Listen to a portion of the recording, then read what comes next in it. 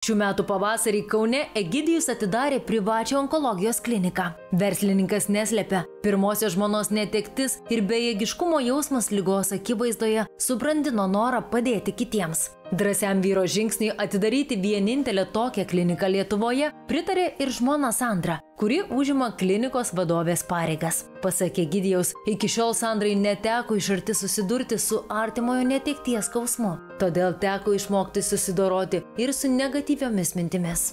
Tuo metu tau atsako visus klausimus, nes aš atsimenu, kilo N klausimų.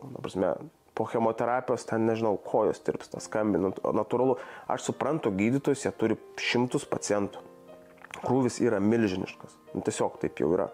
Ir jeigu pradės kelt kiekvieno paciento žmonai, vyrui ar sesiai, natūralu, kad tu neturėsi jokio gyvenimo. Tu miegot neturėsi kada.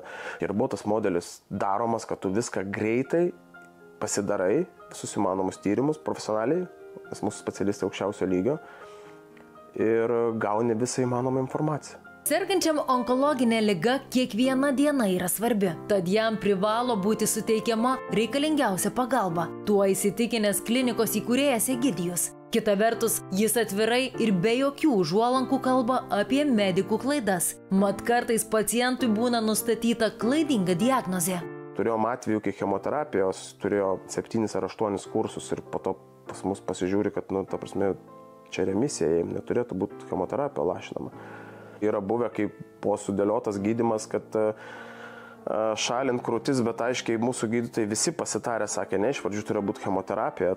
Daug tokių padarytų kažkokių klaidų, kurios po to gali žmogui kainuoti gyvybę. Aišku, yra daug žmonių, kurie ateina su didžiuliais, sakykime, išpritusiais dariniais ant rankų, kur matosi turbūt 2 metai turėję kraujuojančią žaizdą ir nėjo pas gydytoją.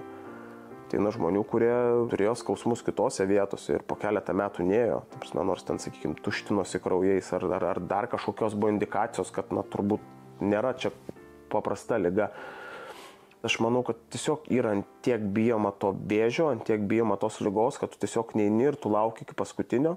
Tad Egidijus pataria, jog sužinojus apie onkologinės ligos diagnozę, neverta skubėti pulti į paniką. Verčiau pasitikrinti pas kelis medikus. Be abejo, šiandien niekas negali atsakyti, dėl ko žmogus suserga vėžiu, kas turi įtakos ir kada atsiras vaistai nuo vienos baisiausių šių dienų ligų. Tačiau pirmosios privačios onkologijos klinikos įkūrėjas primena visiems žinomą taisyklę, kuri padeda išvengti streso. Tai subalansuota mityba, miegas ir sportas.